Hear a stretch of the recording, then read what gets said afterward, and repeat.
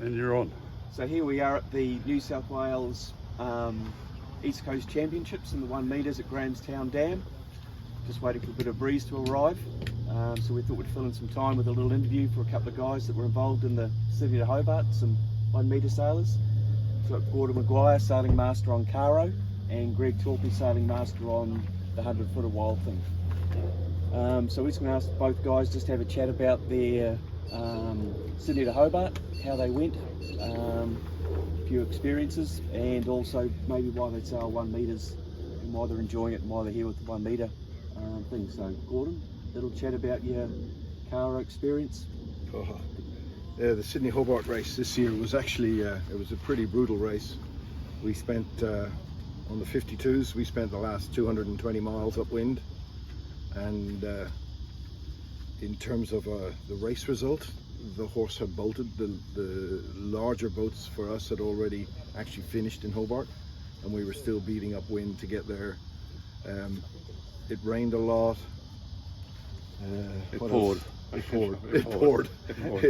It was, I think at one stage on the first night we had maybe 100 millimeters of rain in the matter of hours, which got us all perfectly wet.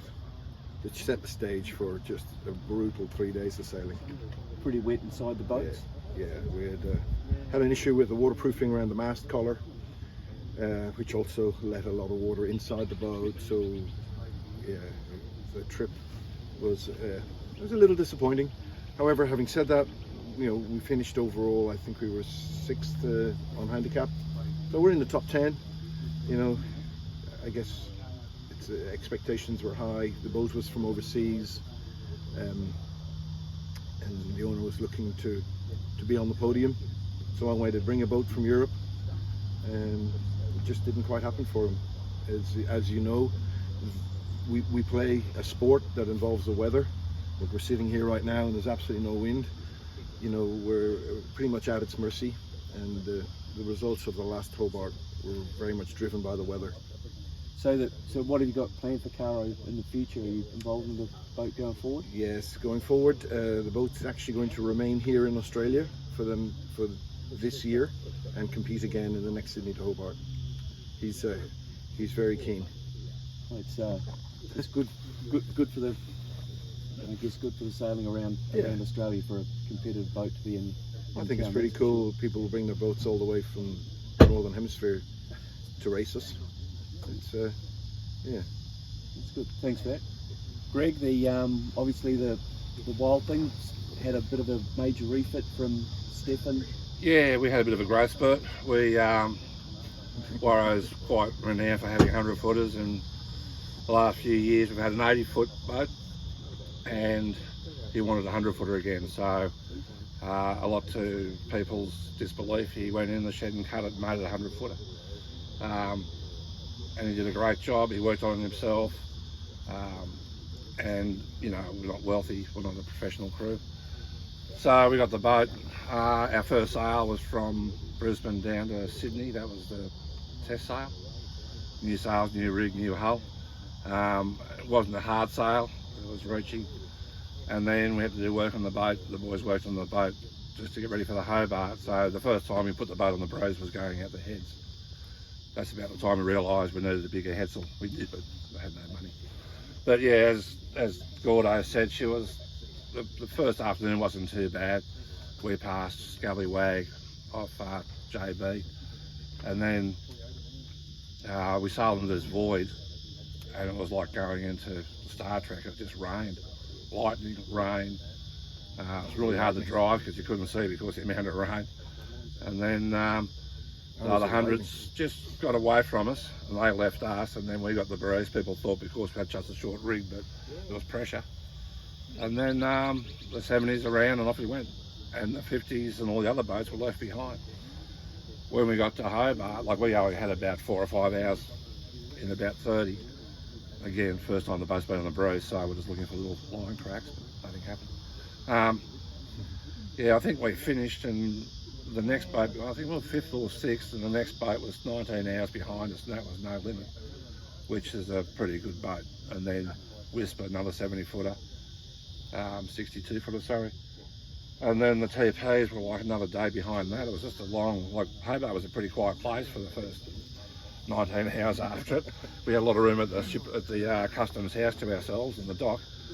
So yeah, but it was a pretty brutal race. We had the year before, and Stefan was pretty easy. Triton was easy. It was a cross pass straight, just with spinnakers up. But last year, yeah, that was a bit tough. But we got there, and credit to Grant and the crew. We got the boat there. We didn't break anything.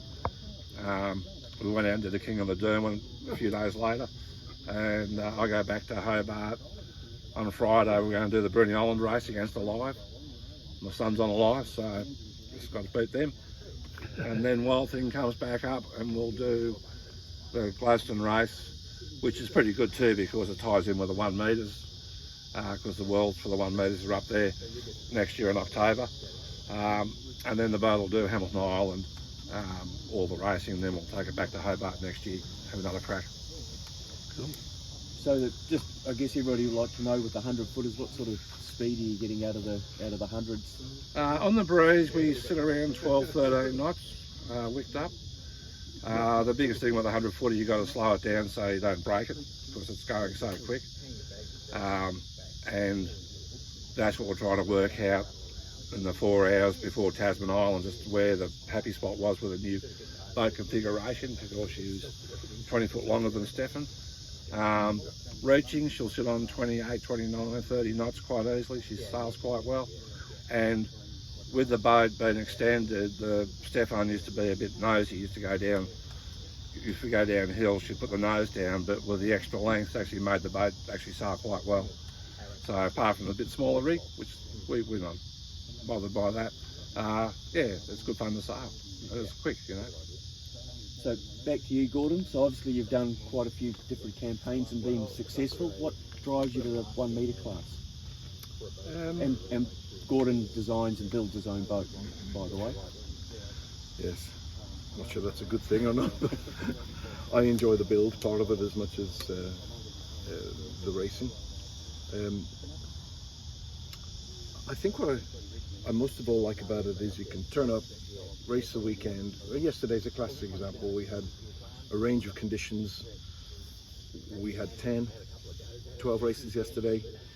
I mean, what else are you going to sail? All we do here is scale down big boats and dinghies to something that's 1 metre long. It's a box rule. It's actually quite a simple rule, but there are quite a lot of little refinements within that rule to allow us to tweak and play with them. I love the fact that we can just get race after race after race, and the whole thing is a learning process. It's just the last regatta, I had my boat set up more like I would set up a big boat, and one of them, a regular 1 metre guys, explained to me how to soften up the rig and make it more gust responsive. And you know, I like to learn. I don't want to ever stop. I feel like I stop learning, you know, go do something else.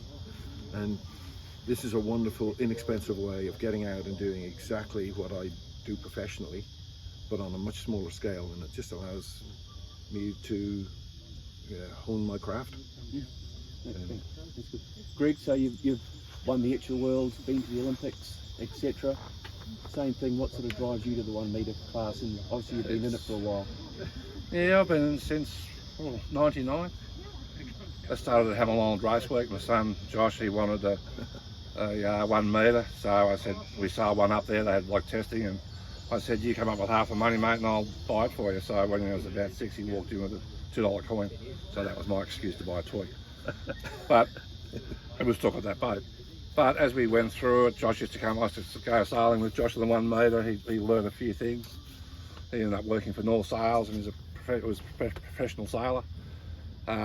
He actually runs Wild Thing when he's not looking after babies. Yeah, I just find it, like with the Etchells, to do it at the top level, as you get older, the physicality just starts coming away and you can't maintain what you like to do. And with the 1 metre, you can do all the things you can do on Etchell One Design Racing, and the tactics and the rules, and the sails set up. I make my own sails. There's no one to blame but yourself Yeah, for everything. and you pack the boat up, you go away for the weekend, you race against, like, there's some really good sailors in the 1 metre class. People don't realise, you know. Paul's himself, he's like 4th in natural world. Paul Jones, 16-foot skiffs. Brad Quiggins in the Wind Warriors. You know, Mark Long over there, J24 champion. So yeah, it's a good group of people Australia wide. You know, we actually get together quite often. The regattas are 30 to 40 boats. At the moment we're all trying to qualify for the world, so we're doing a bit more travel than normal. And yeah, no, it's very enjoyable. And it takes the keeps the competitive edge amongst us all. That's good. Well, just wrapping up, thanks guys for your time, and hope people enjoy the little interview and just see what some of the people that are here involved in the 1 metre class. Thanks.